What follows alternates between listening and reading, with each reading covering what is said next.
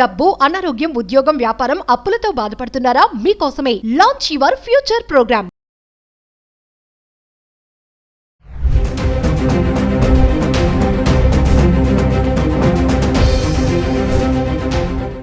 నమస్తే అండి, welcome to Suman TV.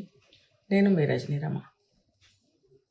చూస్తున్నాం కదా, దారుణాలు ఎన్ని రకాలుగా జరుగుతున్నాయో మనం చూస్తున్నాం. అంటే తల్లి లేదు, కొడుకు లేదు, అక్క లేదు, చెల్లి లేదు, నాన్న లేదు, ఏ వరస లేదు.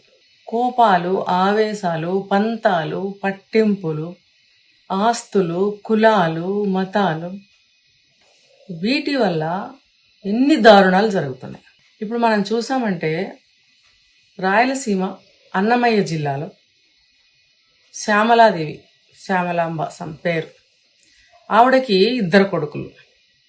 ఇద్దరు కొడుకులైనప్పుడు చక్కగా చదివించుకుంటుంది. భర్త ఏం చేస్తున్నాడో మనకు తెలియదు.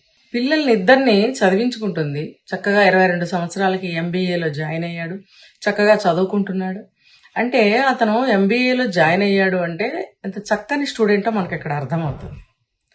అలాగే అతనికి ఒక తమ్ముడు ఉన్నాడు, అతను కూడా విజయవాడలో ఉండి చదువుకుంటున్నాడు. అంటే ఇద్దరు పిల్లల్ని కూడా చాలా చక్కగా ఆవిడ చదివించుకుంటున్నారని మనకు అర్థమవుతుంది. ఓకే, అంటే చక్కగా సాగుతున్న జీవితంలో అపశృతి చూడండి. ఆ తల్లి ఎంతో చక్కగా పెంచుకుంటుంది, మంచి చదువులు చెప్పిస్తుంది, ఎంతో ప్రేమగా బిడ్డల్ని సాకుతున్నప్పుడు ఎదిగిన పిల్లలు ఎంత బాధ్యతగా ఉండాలి. నువ్వు చదువుతున్నావు కానీ నువ్వు తాగుడికి అలవాటు పడినప్పుడు జీవితం సర్వనాశనం. ఒక్కటి గుర్తుపెట్టుకోండి, తాగుడు ఒక్కసారి మొదలు పెడితే తాగటం అనేది అది వ్యసనంగా ఖచ్చితంగా మారుతుంది. మారినప్పుడు మనిషిని ఏ దశకైనా తీసుకెళ్తుంది, ఎన్ని దారుణాలైనా చేయిస్తుంది అనడానికి ఇది ఒక ఉదాహరణ. మరి అతను అంత తాగుతున్నాడు, నా ఆస్తి నాకు రాసివ్వు, నేను వెళ్ళి నా బ్రతుకు నేను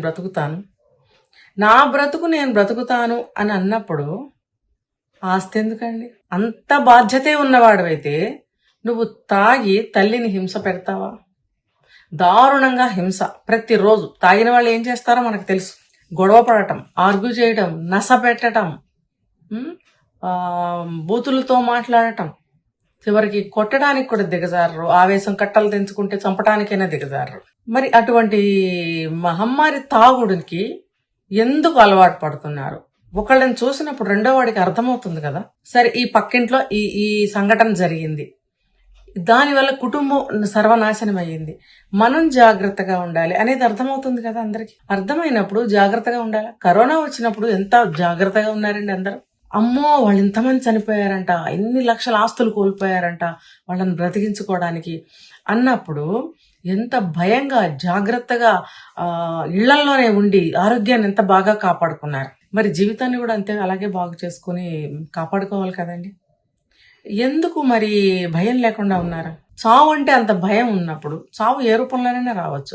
కరోనా వచ్చి రావచ్చు, మితిమీరి తాగితే ఆర్గాన్స్ చెడిపోయి చావు రావచ్చు, లేకపోతే తాగిన మత్తులో ఏదైనా యాక్సిడెంట్లో పోయినా పోవచ్చు, ఎలా అయినా.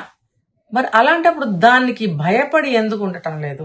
ఎందుకు అంత బానిస అవుతున్నారు? ఇది పక్కవాడికి జరిగినప్పుడు ఇంకొకడు జాగ్రత్త పడాలి కదా. మరి కరోనా మనకి ఎంతో గుణపాఠం నేర్పింది, ఎలా బ్రతకాలో నేర్పించింది, ఎలా బ్రతకూడదో నేర్పించింది, బంధాల విలువలు నేర్పించింది, డబ్బు విలువ నేర్పించింది, ఆహారం విలువ నేర్పించింది, అంటే తెలియజేసింది. ఇలా కరోనా వచ్చి ప్రతి ఒక్క విలువని నేర్పించి వెళ్ళింది కదా.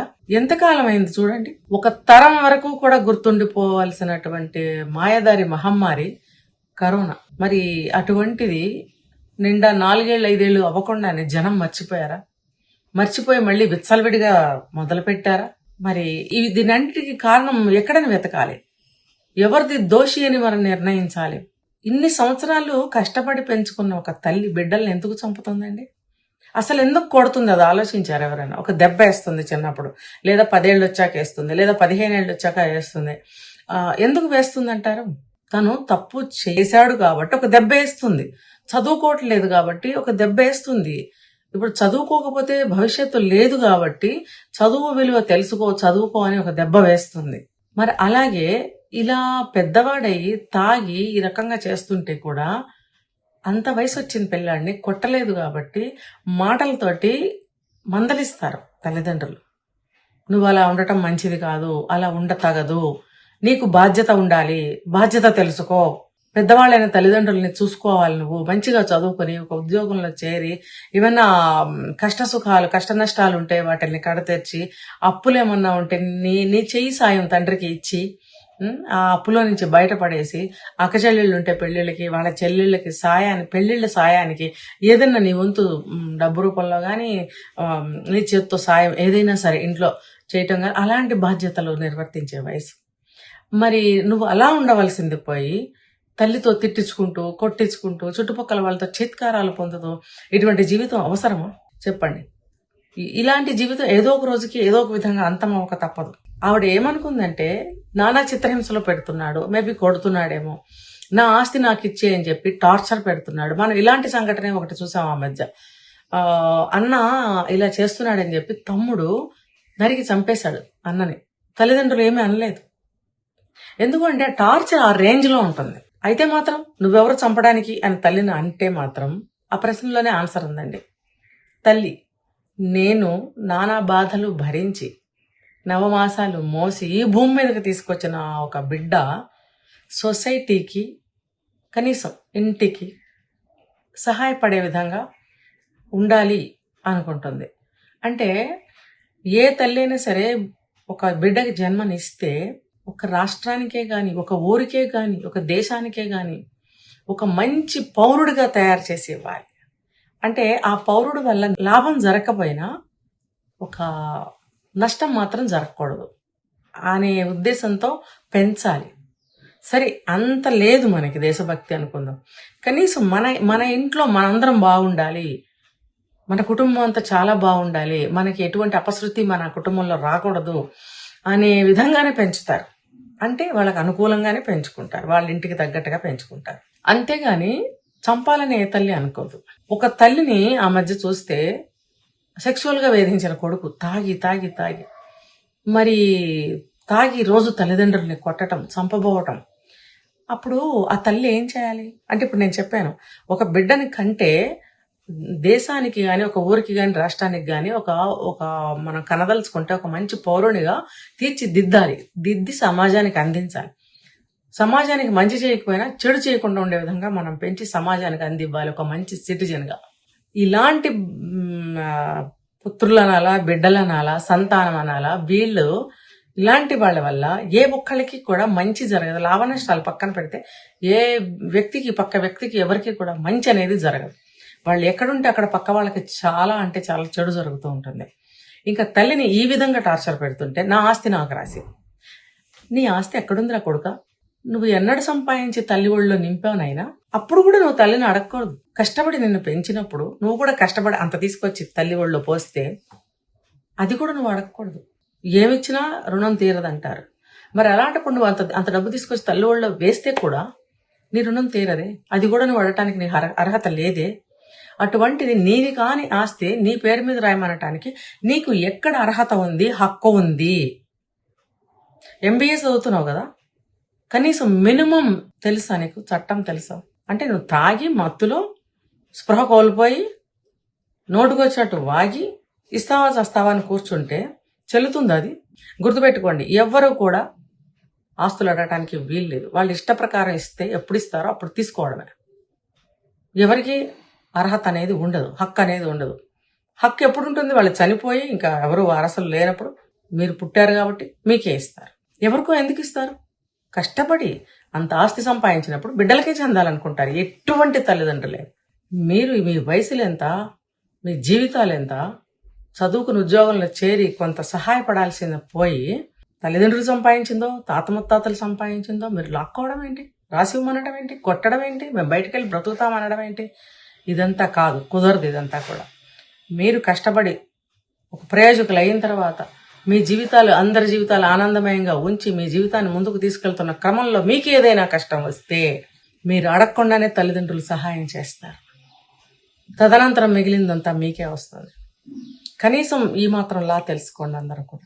తెలిసి కూడా మూర్ఖతంగా ప్రవర్తిస్తే పర్యవసానం ఇలాగే ఉంటుంది. తల్లైన తండ్రైనా చంపడానికి కూడా వెనకాడరు అనటానికి ఇది ఒక నిదర్శనం. భూమికి ఉపయోగం లేని వ్యక్తి, భూమికి భారం, కుటుంబానికి నష్టం, కుటుంబానికి శాపం అనుకుందో ఏమో ఆ తల్లి చంపేసింది. వీడే ఇలా చేస్తే రేపొద్దున తమ్ముడిని నన్ను చంపి మొత్తం లాక్కుంటాడేమో. రెండో కొడుకు బాగానే ఉన్నాడు, వాడి జీవితం ఏమైపోతుంది, మిగిలిన నేను అడుక్కుని బ్రతకాలా?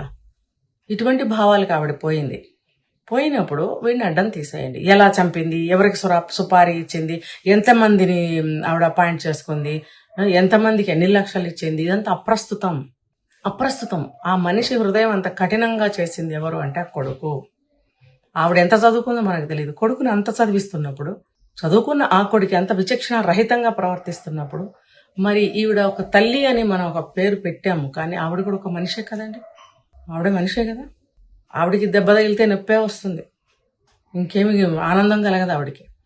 ఈ నొప్పి గుండెకి తాకి జీవితాలని నాశనం చేస్తుంటే, భవిష్యత్తు శూన్యంగా కనిపిస్తుంటే, తన వరకైతే ఓకేనేమో బహుశా, ఇంకా ఇంకోటి చిన్న కొడుకు ఉన్నాడు, వాడికి ఏం సమాధానం చెప్పాలి? ఈ పెద్ద కొడుకు చేతిలోనే ఆమె హతమైపోతే చిన్న కొడుకు, అమ్మ నేనేమైపోవాలి, నా బ్రతుకేంటి, నాకు దిక్కు దివాణం ఏముంది, నాకు ఆధారం ఏముంది అని ఆ అబ్బాయి ఏడుస్తుంటే ఈమె ఆత్మ మాత్రం శాంతిస్తుందా? ఇవన్నీ ఫ్యూచర్ ఆవిడ ఊహించి ఉంటుంది. సమస్య ఎక్కడుంటే ఆ సమస్యను తీసేయాలి. ఆ సమస్య కోసం మనందరం సమస్యలో పడకూడదు అనుకుందేమో ఆ తల్లి. అందుకని కొడుకుని చంపించేసింది. అయితే పోలీసులు ఏ రకంగానైనా పట్టుకుంటారు, అరెస్ట్ చేస్తారు. ఇప్పుడైనా సరే పట్టుకున్నారు, అరెస్ట్ చేశారు. మరి కేసు ఫైల్ చేసి కోర్టులో అక్కడ సబ్మిట్ చేసి ఆవిడని పిలిచినప్పుడు కోర్టు వాళ్ళు ఏం న్యాయం తీర్పిస్తారనేది మనందరం ఎదురు చూడాలి. అయితే ఈ బుద్ధి లేని కొడుకులందరికీ నేనేం చెప్తున్నానంటే, మీరు తినేది అన్నం అయితే, మీరు మనుషులైతే, మీరు చదువుకున్న చదువు మీకు సంస్కారాన్ని నేర్పిస్తే, కూలి చేసైనా సరే మీ తల్లిదండ్రులకి మీరు చూసుకోవాల్సిన బాధ్యత మీకుంది. మీకు ఇంకా కళ్ళు పూర్తిగా తెరవని వయసు, మీకు తాగుడు కావాలి, అమ్మాయిలు కావాలి, రాస్కల్స్. తాగుతారా మీరు? బుద్ధి ఉందా మీకు? ఏమనుకుంటున్నారా మీరంతా? మీ ఇష్టం వచ్చేట్టు అమ్మా బాబులు సంపాదించండి, డబ్బును తీసుకెళ్లి తాగి తల్లిని కొట్టచ్చు, నాన్నను కొట్టచ్చు, తోడబుట్టిన వాళ్ళని కొట్టచ్చు, తోడబుట్టిన వాళ్ళని బలాత్కరించి రేపులు చేయొచ్చు అనుకుంటున్నారా మీరు? చట్టం కళ్ళు మూసుకుని కూర్చోదు, మీకు తగిన శాస్త్రే చేస్తుంది చట్టం. మీలాంటి వాళ్ళని ఏరేసి తీసేయాలి భూమి మీద నుంచి. మరి ఏ భగవంతుడు పూనుకుంటాడో, ఏ చట్టాలు మారుస్తారో, ఎప్పుడు మారుస్తారో, అటువంటి రోజు ఎప్పుడు వస్తుందో అందరం ఎదురు చూస్తూనే ఉంటాం. జై హింద్.